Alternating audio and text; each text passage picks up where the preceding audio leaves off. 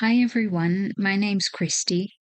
In today's class, I'm showing you how I painted this sunset in oil paints on a wood panel.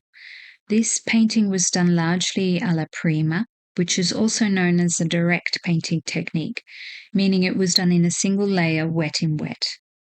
I also did a bit of reworking at the end, wet on dry. I'm working from this photo, which I took a few months ago, of a really stunning sunset that I experienced over the bay. The painting style for this painting was inspired by the Australian Tonalist painter Clarice Beckett, who was active in the first part of the 20th century. I've been a long-time fan of her artwork, and I was re-inspired by her work after visiting an exhibition recently of her paintings. Unfortunately, I wasn't allowed to film inside the exhibition, otherwise I would have liked to take you along with me. So instead, I've left a link to her artwork in the description box below this video. Many of these artworks in the link were actually in the exhibition.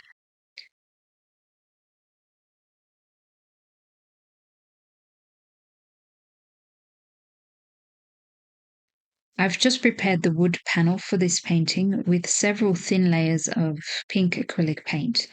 The pink is made up of a mixture of cadmium red medium and titanium white.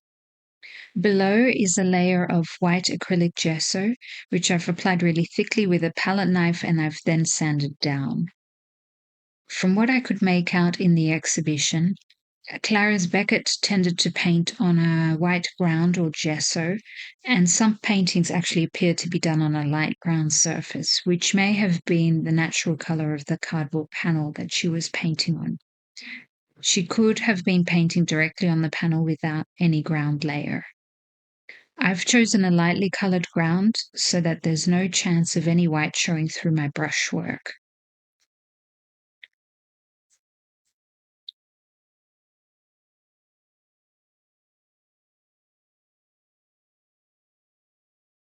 I'm just starting to paint. I'm mixing the pale blue for the sky using titanium white, Prussian blue, and alizarin red. Just to give you a bit of background, Clarice Beckett was a student of Max Meldrum in Melbourne, Australia. Max Meldrum had actually spent time in Paris at the start of the 20th century, where he'd been hugely inspired by the work of James Whistler and his followers. And he came back to Australia and brought tonalism back with him in the 1910s.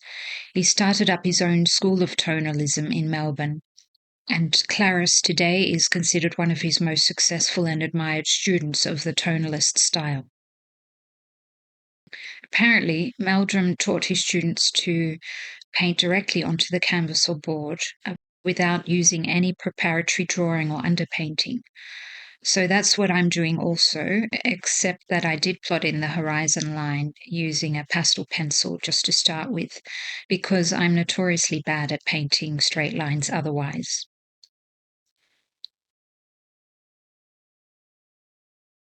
I recently reread the book Night Street by Crystal Thornell, which is a novel about the life of Clarice Beckett. The book is founded in the few facts that are known about her life, and the story is carried further by the author's imagination. Crystal writes about Max Meldrum's theories on painting as follows. He believed absolutely in sight, believed that by faithfully recording the impression received by the eye in the order of tone, proportion, and color, paint could render an accurate, scientifically constructed illusion of reality. Tones came first. Meldrum equally urged his students to simplify and to forget their awareness of things. In that way, tonalism shares an element of impressionism. The Impressionist painters believed in the concept of the innocent eye, where you perceive the world as an infant would do, seeing shapes and forms but not knowing what the objects are. In that way, being able to release your understanding of reality and your notions of how something should be, the artist is able to see how something looks in that moment from that viewpoint without any preconceptions.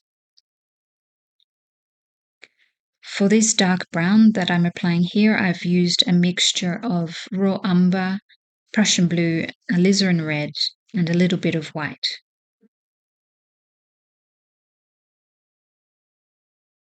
Clarice Beckett took the art of simplification almost to extremes in some of her paintings, especially for that period of time. I think that's why some of her paintings are still so relevant today. They were well ahead of her time in their simplicity, and it gives the works quite a contemporary feel. They leave room for the viewer's imagination.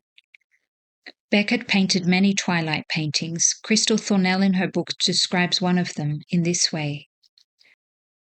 A simple scene, so deceptively bare that most would see nothing there.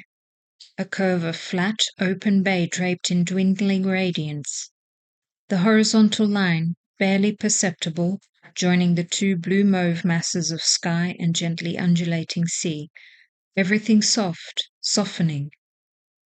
Nightfall.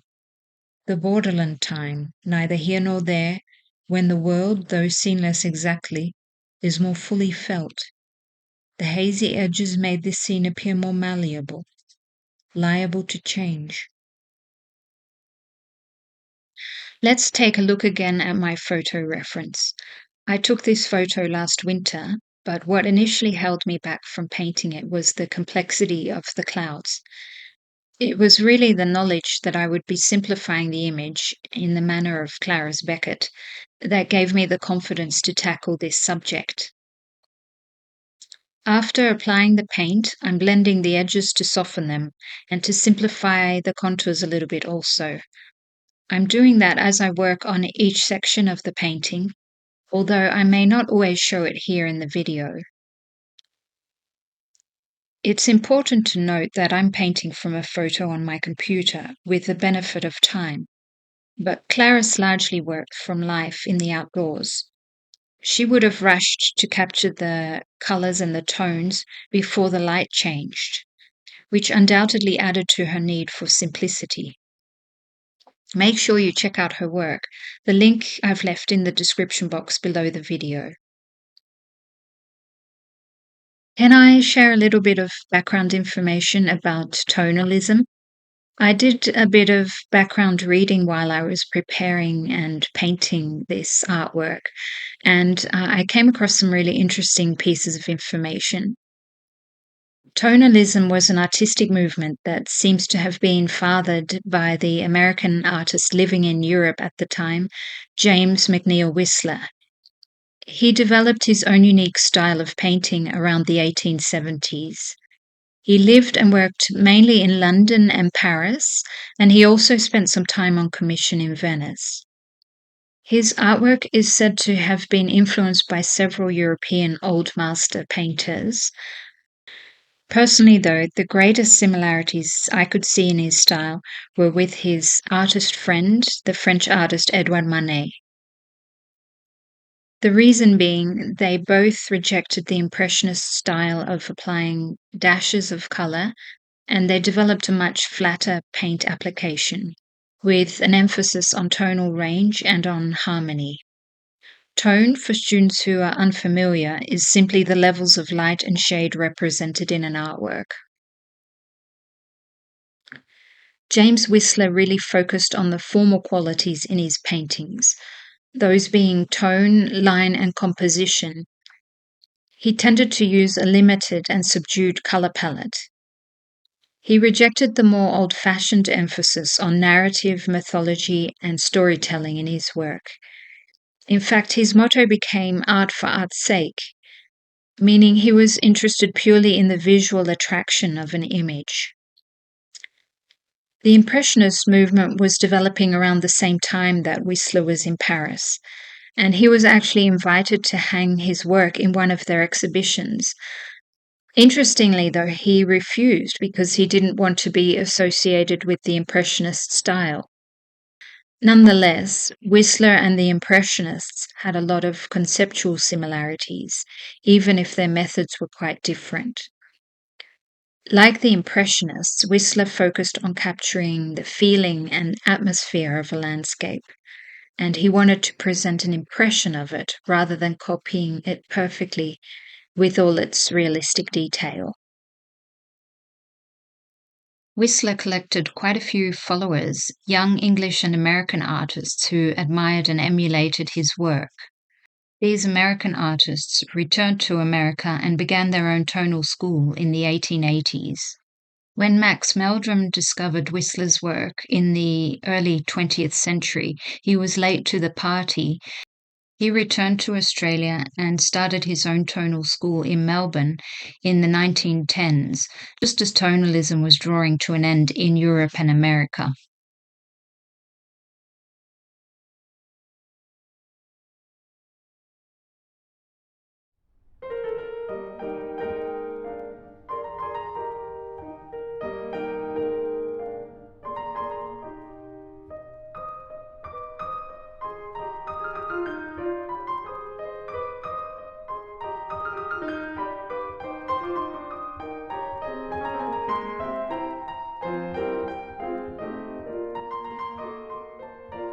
I initially had yellow ochre on my colour palette as my only yellow. I didn't use it and I swapped it out for cadmium yellow medium. To mix this lighter colour in the sky, I've mixed titanium white with tiny amounts of each of my primary colours on my palette. So Prussian blue, alizarin red and cadmium yellow medium.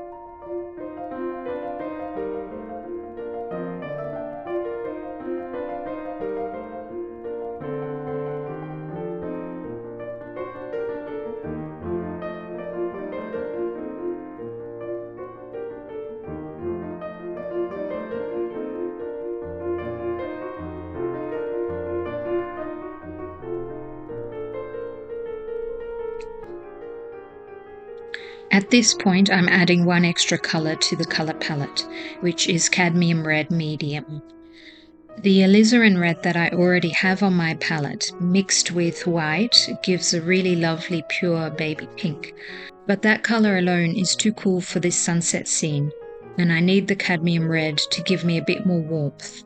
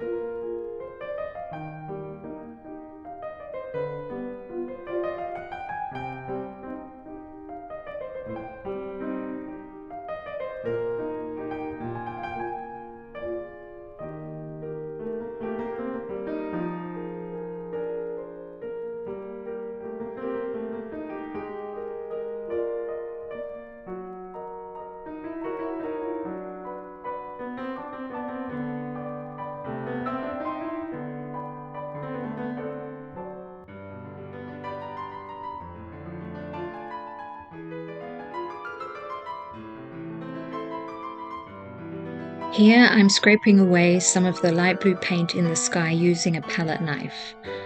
I want to lay in some yellow clouds, and I need to get rid of the blue paint, otherwise the yellow paint will mix with it and I'll end up with green clouds.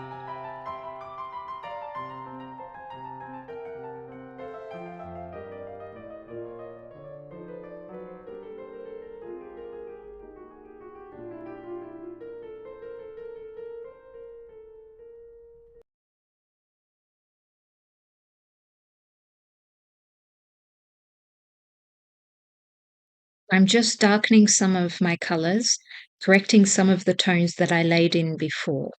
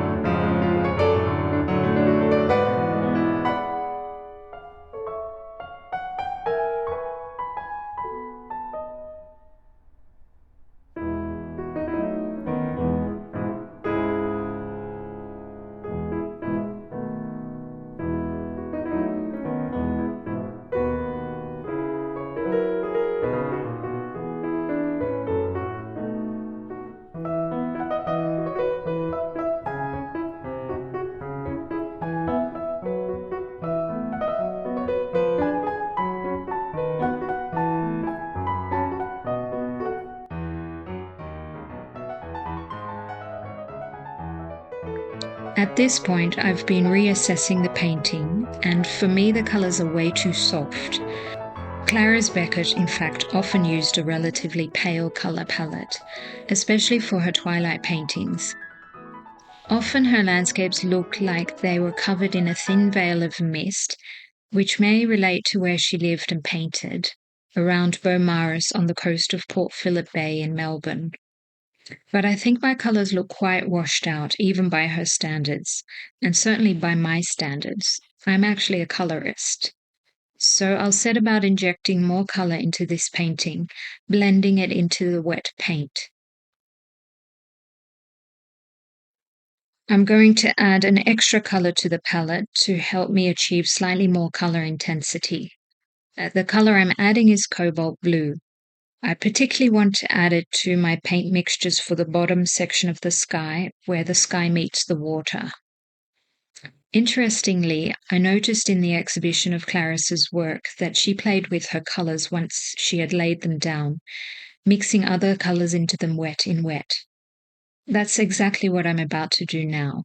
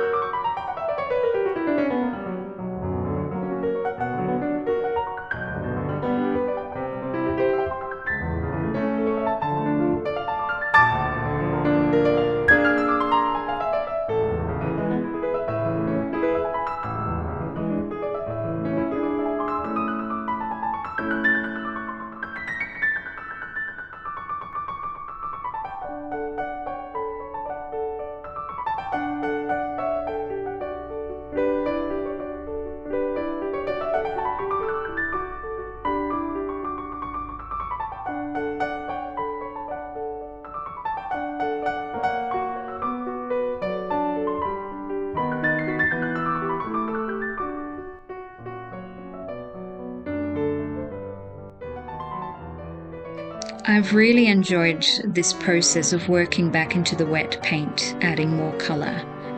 It's felt like I've really just been playing with the paint, pushing it around. I've gradually been watching the colour on my paintbrush merge with the colour beneath to create a subtle blend. It's been really mesmerising. Through this process, I've also been getting some lovely blurring of the edges, which really helps to depict that sense of softness in the clouds. I've left the painting for a few days now. It's completely dry, but I realized I still want to do a bit of work in the water. There's so much going on in the sky, but the bottom region with the water looks very, very empty in comparison. In my photo reference, there's actually a lot of reflection from the clouds on the surface of the bay. To help me, I'm going to mix up an oil and solvent mixture. I've got some odorless solvent here. I'm pouring out about 20 to 25 mils in the jar. And then I'm adding some refined linseed oil.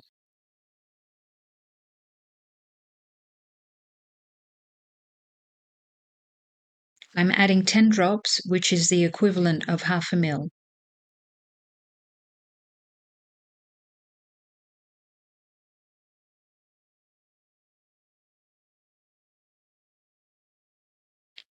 Give it a good mix. I'm pouring it into a little dropper bottle, an old medicine bottle.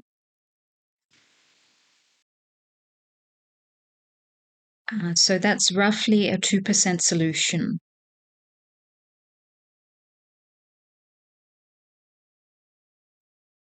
In order to rework this area, I'm going to brush some of my oil and solvent mixture onto the surface, only in the area that I want to rework. I'll wipe off the excess with a paper towel. This mixture allows me to feather out the edges of the paint, and you won't really be able to tell that I've reworked the painting. The paint that I'm applying will look like it's been blended with the paint beneath, as if that was still wet.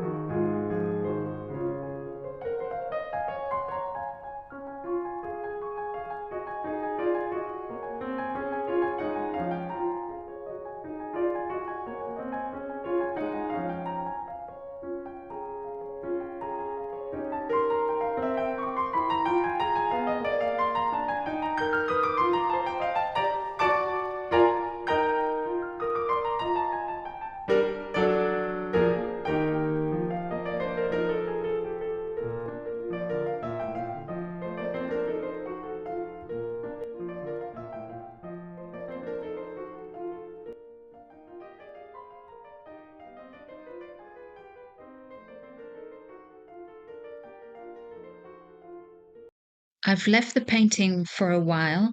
It's now completely dry. I was looking back at my reference photo and I realized that the painting is not entirely correct tonally. There are some highlights that I've left out or that aren't light enough, which really affects the composition and the way your eye moves around the painting. I also want to soften the division between light and dark in the clouds through the middle of the painting. In the photo, this is a much softer transition. Since this is a tonalist painting, or my attempt at one anyway, I want to get the tones correct. I also want to bring in some brighter oranges and brighter pinks and create a more glowing effect in the band of cloud near the bottom of the sky.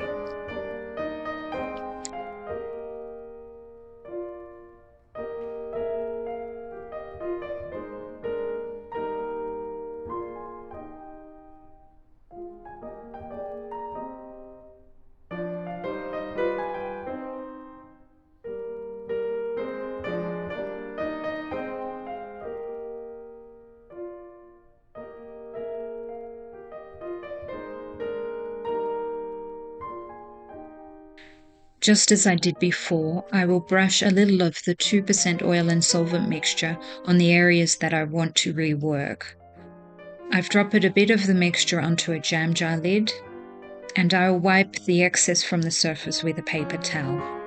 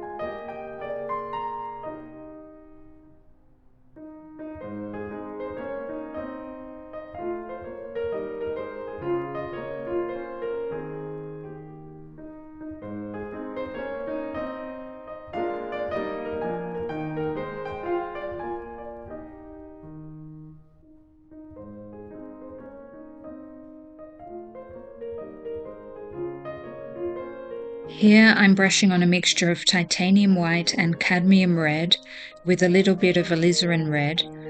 I'm applying it really thinly. I'm finding the pink made with cadmium red gives a much more glowing effect than the pink made using only alizarin red.